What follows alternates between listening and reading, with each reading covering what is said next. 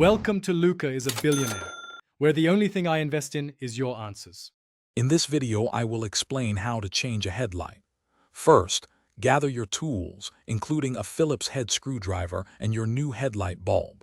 Make sure your vehicle is completely off and the engine has cooled down. Then, open the hood to gain access to the rear of the headlight assembly. This simple preparation makes the entire process much smoother. Now, let's get to the bulb. You'll find the headlight assembly located behind the front grille. Carefully twist the electrical connector counterclockwise to disconnect it from the bulb. Next, remove any retaining clips or the dust cover that holds the bulb in place. This step frees the old bulb for removal. With the old bulb out, it's time for the new one. Carefully insert the new bulb into its housing, being sure not to touch the glass part with your bare hands.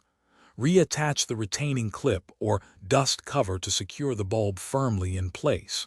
Finally, reconnect the electrical connector by twisting it clockwise until it clicks. After installation, turn on your vehicle's headlights to confirm the new bulb is working correctly.